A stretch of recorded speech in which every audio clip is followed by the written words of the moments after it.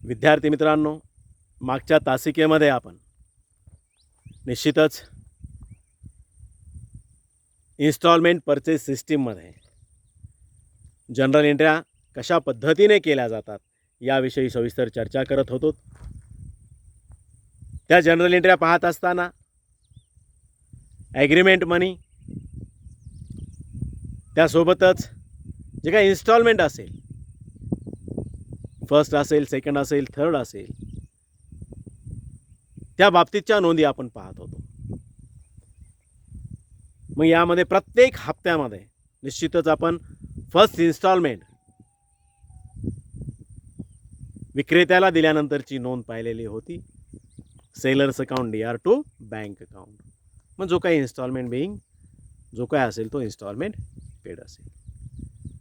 मग त्यानंतरची महत्त्वाची नोंद म्हणजे प्रत्येक इन्स्टॉलमेंटमध्ये समाविष्ट असलेली व्याजाची रक्कम व्याज निलंबित खात्यातून व्याज खात्यावर स्थानांतरित करण्यासाठी, ट्रान्सफर करण्यासाठी आपण पुढील प्रमाणे नोंद करणार आहोत. ती म्हणजे interest account debit, interest account DR to interest suspense account, being interest of म्हणजे फर्स्ट इन्स्टॉलमेंटचा असेल, सेकंड इन्स्टॉलमेंटचा असेल, एनी किंवा फायनल असेल, जे काही इंटरेस्ट असेल, being interest first, second, final instalment transfer to interest account. अशा पद्धतीनं आपण याचं नॅरेशन लिहू. त्यानंतर खरेदीदाराने ज्यावेळेस ही मालमत्ता खरेदी केलेली असते, ज्याप्रमाणे हायर परचेस सिस्टीममध्ये खरेदीदार त्या संबंधित वस्तूवर दरवर्षी घसारा काढत होता, त्या घसाऱ्याची नोंद करत असे. याही ठिकाणी इन्स्टॉलमेंट सिस्टीम पद्धतीमध्ये ज्यावेळेस मालमत्तेवर घसारा करायचा असेल, मग प्रत्येक वर्षाच्या शेवटी ज्याप्रमाणे हायर परचेस सिस्टीममध्ये नोंद केली जात होती, त्याचप्रमाणे इन्स्टॉलमेंट परचेस सिस्टीममध्ये सुद्धा नोंद केली जाते. ती म्हणजे depreciation account DR to asset account, being depreciation charged on assets. मग अशा पद्धतीनं आपण डिप्रिशिएशनची नोंद करतो. Instalment paid, interest transfer to interest account आणि डिप्रिशिएशन हे फर्स्ट इन्स्टॉलमेंट असेल, सेकंड इन्स्टॉलमेंट असेल आणि थर्ड इन्स्टॉलमेंट असेल, यांनी फायनलपर्यंत. मग अशाच या तीन पद्धतीच्या, या तिन्ही नोंदी प्रत्येक इन्स्टॉलमेंटच्या वेळेस आपल्याला करावयाच्या आहेत. या झाल्या फर्स्ट इन्स्टॉलमेंट असेल, सेकंडला या 3 होतील, थर्ड आणि फायनल असेल याही इन्स्टॉलमेंटच्या वेळेस याच नोंदी होतील. म्हणून विद्यार्थी मित्रांनो, मी आपणास या जनरल एंट्रीज टोटल आपल्या गुगल क्लासरूममध्ये PDF फाईलमध्ये पाठवणार आहे. निश्चितच आपण लिहून घ्याव्यात, जेणेकरून परचेजरच्या पुस्तकातील, क्रेत्याच्या आणि विक्रेत्याच्या पुस्तकातील, दोघांच्याही पुस्तकातील जनरल एंट्रीज मी आपणास देणार आहे, सविस्तर लिहिणार आहे. अत्यावश्यक असणारी खाते आणि एक सिंपल प्रॉब्लेम्स मी आपणास सर्व इन्स्टॉलमेंट परचेस सिस्टीमची सर्व प्रॉब्लेम्स ही आपल्या गुगल क्लासरूमवर व्हिडिओच्या माध्यमानं आणि नोट्सच्या माध्यमानं आपल्याला ती पुरवणार आहे. मग विद्यार्थी मित्रांनो, दुसरी नोंद सर्वात महत्त्वाची ती म्हणजे इंटरेस्ट अकाउंट आणि डिप्रिशिएशन अकाउंट. यावरील जी काही शिल्लक असेल ती आपण प्रॉफिट अँड लॉस अकाउंट या खात्यावर स्थानांतरित करण्यासाठी वर्षाच्या शेवटी आपण नोंद करणार आहोत. ती म्हणजे profit and loss account DR to interest account आणि टू डिप्रिशिएशन अकाउंट. मग अशा पद्धतीनं आपण शेवटची नोंद इंटरेस्ट अकाउंट आणि डिप्रिशिएशन अकाउंटवरील जी काही शिल्लक असेल ती शिल्लक नफा तोटा खात्यावर, प्रॉफिट अँड लॉस अकाउंटवर ट्रान्सफर करण्यासाठी वर्षाच्या शेवटी आपण ही नोंद करतो. Profit and loss account DR to interest account आणि to depreciation account. It's a narration being interest and depreciation account closed. मग अशा पद्धतीने अत्यावश्यक असणाऱ्या नोंदी खरेदीदाराच्या पुस्तकामध्ये इन्स्टॉलमेंट परचेस सिस्टीममध्ये करण्यात येतात. मग या आज वरी चर्चा केलेल्या नोंदीपैकी मागच्या तासिकेमध्ये शिकवण्यात आलेली पहिल्या क्रमांकाची जनरल एंट्री असेल. करार करते वेळेस ती एंट्री होती. फर्स्ट आणि सेकंड एंट्रीज या कराराच्या दिवशी करण्यात येत होत्या. त्यानंतर 3 क्रमांक आणि 4 क्रमांकाची नोंद मागच्या तासिकेमध्ये आपण केलेली आहे. 3 आणि 4 क्रमांकाची नोंद प्रत्येक हप्त्याच्या तारखेला 3 आणि 4 क्रमांकाच्या नोंदी करण्यात येतात. आणि नोंद क्रमांक 5 आणि 6 वर्षाच्या शेवटच्या दिवशी करण्यात येतात, हे लक्षात ठेवा. म्हणून विद्यार्थी मित्रांनो, मग एंट्रीज इन लेजर अकाउंट्स खाते वहीतील नोंदी इन्स्टॉलमेंट परचेस सिस्टीमशी संबंधित व्यवहाराच्या नोंदी करण्यासाठी खरेदीदाराला आपल्या खाते वहीमध्ये प्रभाग क्रय पद्धतीने इन्स्टॉलमेंट परचेस सिस्टीमने खरेदी केलेल्या विशिष्ट मालमत्तेचे खाते, सेलरचे खाते म्हणजे asset account, sellers account, interest suspense account आणि इंटरेस्ट अकाउंट आणि डिप्रिशिएशन अकाउंट ही खाती उघडावी लागतात. या खात्यामध्ये कोणत्या बाजूवर कशा पद्धतीने नोंदी केल्या जातात आणि ती खाती कशा पद्धतीने बंद होतात या संबंधीची माहिती आपण निश्चितच याच तासिकेमध्ये त्यावर सविस्तर अशी चर्चा करणार आहोत. पण ज्यामध्ये खरेदीदार सुरुवातीचं खातं उघडतो, त्याच्या रोजकीर्दमध्ये केलेल्या नोंदीनुसार खरेदीदाराच्या पुस्तकामध्ये अत्यावश्यक असणारी खाते, त्यामध्ये आपण सुरुवातीचं खातं पाहिलं होतं, ते म्हणजे मालमत्तेचे खाते, ॲसेट्स अकाउंट. मग या इन्स्टॉलमेंट परचेस सिस्टीमप्रमाणे एखादी मोठी वस्तू खरेदीदाराने खरेदी केली असेल, मशिनरी असेल किंवा इतर काही असेल, मग या इन्स्टॉलमेंट सिस्टीम पद्धतीने खरेदी केलेल्या संपत्तीचे किंवा मालमत्तेचे खाते कराराच्या दिवशी खाते वहीमध्ये उघडण्यात येते. या खात्यामध्ये कीर्द नोंदीवरून पुढील प्रमाणे खाते नोंदीचं पोस्टिंग करण्यात येतं. त्या पोस्टिंगवर आज आपण चर्चा करणार आहोत. मग यामध्ये निश्चितच ॲग्रीमेंटच्या दिवशी इन्स्टॉलमेंट परचेस सिस्टीम द्वारे ज्यावेळेस आपण वस्तूची खरेदी करतो, मग त्या खरेदीच्या कराराच्या दिवशी या खात्याच्या नावे बाजूवर खरेदी केलेल्या मालमत्तेचे संपूर्ण रोख मूल्य विक्रेत्याच्या खात्याच्या नावाने नोंदवण्यात येते. तसेच विद्यार्थी मित्रांनो, प्रत्येक वर्षाच्या शेवटच्या दिवशी पूर्वीच ठरविलेल्या पद्धतीनुसार घसाऱ्याची रक्कम निश्चित करून तेवढ्याच रकमेची नोंद या खात्याच्या जमा बाजूवर डिप्रिशिएशन अकाउंटच्या नावाने लिहिण्यात येते. यासोबतच वर्षाच्या शेवटी या मालमत्ता खात्याचं, ॲसेट खात्याचं ज्यावेळेस संतुलन केलं जातं, जुळवणी केल्या जाते, मग ही जुळवणी करून त्यावरील जी नावे बाकी असेल ती निश्चितच पुढील वर्षात ओढण्यात येते. मग यासोबतच गुड्स अकाउंट असेल, ॲसेट अकाउंट्स असेल, मालमत्तेचे खाते असेल, या खात्यावर आपण चर्चा केली. त्याचप्रमाणे दुसरं महत्त्वाचं खातं खरेदीदाराच्या पुस्तकामध्ये इन्स्टॉलमेंट परचेस सिस्टीममध्ये दुसरं महत्त्वाचं खातं ते म्हणजे विक्रेत्याचे खाते, सेलर्स अकाउंट. दुसरं महत्त्वाचं खातं सेलर्स अकाउंट.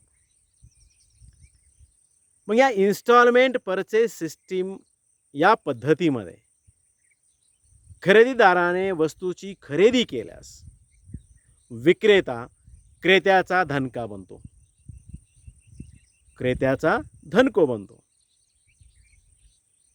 त्याला किती रक्कम देणे आहे व त्यापैकी किती रक्कम केव्हा दिली यासंबंधीची माहिती उपलब्ध व्हावी म्हणून क्रेत्याच्या खातेवहीमध्ये विक्रेत्याचे खाते उघडण्यात येते आणि त्यामध्ये निश्चितच पुढील प्रमाणे नोंदी करण्यात येतात.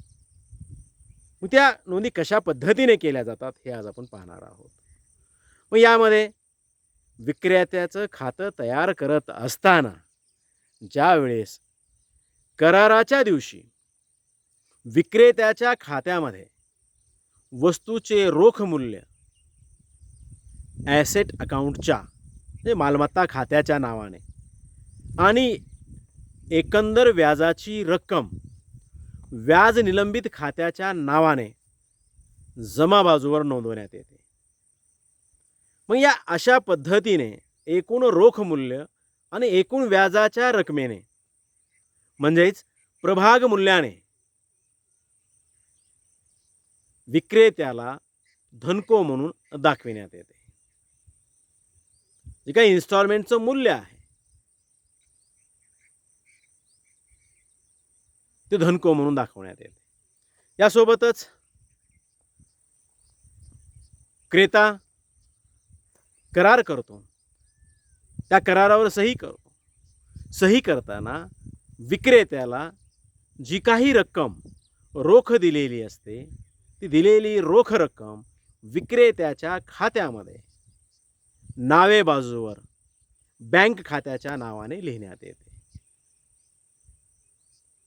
मग प्रत्येक हप्त्याच्या जी काही तारीख असेल, प्रत्येक हप्त्याची जी ठरलेली दातव्य तारीख असेल त्या तारखेला हप्त्याची रक्कम विक्रेत्याला दिल्यावर प्रत्येक हप्त्याच्या दातव्य तारखेला हप्त्याची रक्कम विक्रेत्याला दिल्यावर तेवढी रक्कम विक्रेत्याच्या खात्यामध्ये नावे बाजूवर बँक खात्याच्या नावाने नोंदवण्यात येते. त्यासोबतच विद्यार्थी मित्रांनो, सेलरच्या अकाउंटमध्ये प्रत्येक वर्षाच्या शेवटी विक्रेत्याच्या खात्यावरील शिल्लक काढून ती पुढील वर्षामध्ये ओढण्यात येते आणि सेलर्स अकाउंट हे शेवटचा हप्ता दिल्यावरच विक्रेत्याचे खाते बंद होते. यासोबत क्रेत्याच्या पुस्तकामध्ये तिसरं खातं उघडलं जातं ते म्हणजे इंटरेस्ट सस्पेन्स अकाउंट, व्याज निलंबन खाते. मग या ठिकाणी कराराच्या दिवशी विक्रेत्याला देय होणाऱ्या इन्स्टॉलमेंट जी काही रक्कम असेल प्रभाग मूल्यात कराराच्या अवधीत अदत्त राहणाऱ्या रोख मूल्यावरील व्याजाचा समावेश असतो. व्याज निलंबन खात्यामध्ये कराराच्या दिवशी विक्रेत्याला देय होणाऱ्या प्रभाग मूल्यामध्ये कराराच्या अवधीत अदत्त राहणाऱ्या रोख मूल्यावरील व्याजाचा या इंटरेस्ट सस्पेन्स अकाउंटमध्ये याचा समावेश असतो. मग या व्याजाच्या रकमेचा संबंध कराराच्या अवधीमध्ये समाविष्ट असलेल्या पुढे स्पष्ट करणार आहे त्या पुढील अनेक जी काय हप्ते आहेत पुढील वर्षांशी संबंधित असल्यामुळे त्या दिवशी व्याजाची एकूण रक्कम व्याज खात्यामध्ये टोटल एकूण नावे टाकल्या जाते. मग जमा खर्चाच्या दृष्टीने ते योग्य नसतं. म्हणून ही सर्व रक्कम व्याज निलंबित खात्यात तात्पुरती नावे टाकण्यात येते आणि प्रत्येक हप्त्याच्या जी काही देय तिथी असेल दातव्य तिथीला त्या हप्त्याच्या रकमेमध्ये समाविष्ट असलेली व्याजाची रक्कम व्याज निलंबित खात्यातून व्याज खात्यामध्ये ट्रान्सफर करण्यात येते, स्थानांतरित करण्यात येते. व्याज निलंबित खात्यामध्ये निश्चितच हा पुढील प्रमाणे नोंद याची करण्यात येते. मग कराराच्या दिवशी प्रभाग मूल्यातून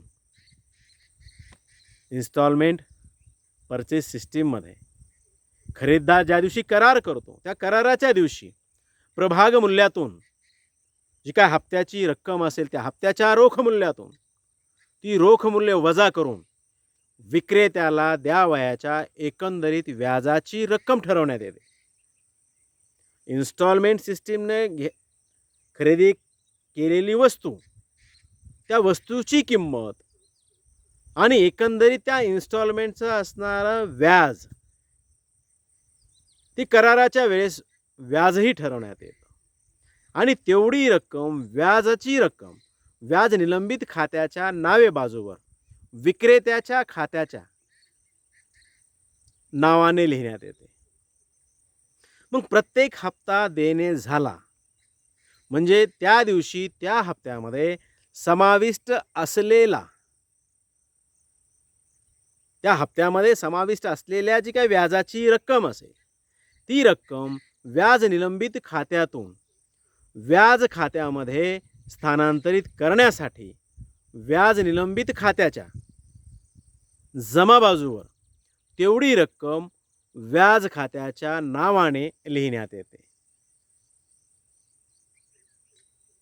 आणि वर्षाच्या शेवटी व्याज निलंबित खात्यावरील शिल्लक काढून ती पुढील वर्षासाठी ओढण्यात येते.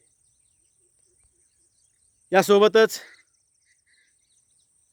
इन्स्टॉलमेंट परचेस सिस्टीममध्ये खरेदीदाराच्या पुस्तकामध्ये चौथं खातं काढण्यात येतं, ते म्हणजे इंटरेस्ट अकाउंट, व्याज खाते. इन्स्टॉलमेंट परचेस सिस्टीमने वस्तू खरेदी केल्यामुळे दरवर्षी व्याजाबद्दल किती रक्कम द्यावी लागते ते कळाले आणि तेवढ्या रकमेची आकारणी त्या त्या वर्षाच्या प्रॉफिट अँड लॉस खात्यामध्ये करता यावी म्हणून इंटरेस्ट अकाउंट उघडण्यात येतं.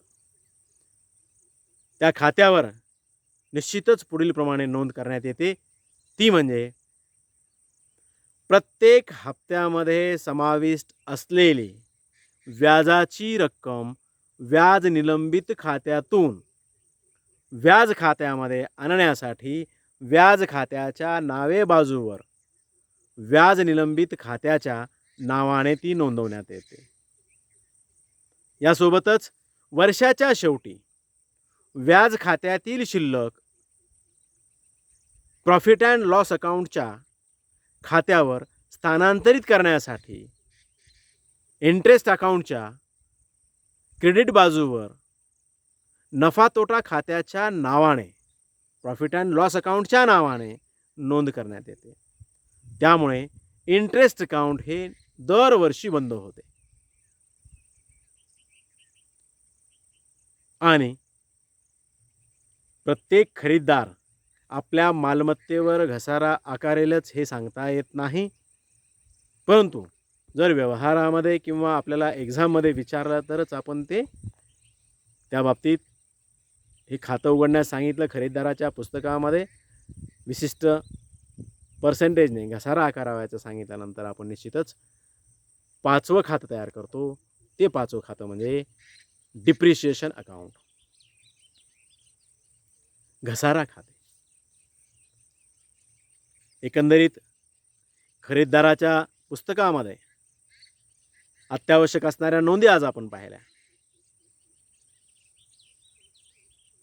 खरेदीदाराच्या पुस्तकामध्येच अत्यावश्यक असणारी खाते आज आपण चर्चा करत आहोत.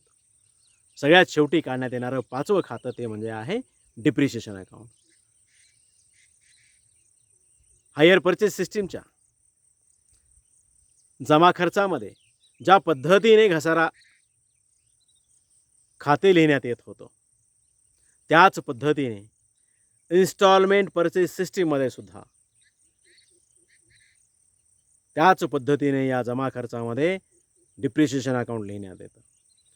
प्रत्येक वर्षाच्या शेवटी घसारा आकारल्यावर घसाऱ्याची रक्कम घसारा खात्याच्या नावे बाजूवर नोंदवण्यात येते आणि तेथून ती प्रॉफिट अँड लॉस अकाउंटवर ट्रान्सफर करण्यात येते. विद्यार्थी मित्रांनो, असे एकूण आपण 5 अत्यावश्यक खाती पाहिली. यानंतर निश्चितच इन्स्टॉलमेंट परचेस सिस्टीममध्ये विक्रेत्याच्या पुस्तकामध्ये कशा पद्धतीने नोंदी करण्यात येतात,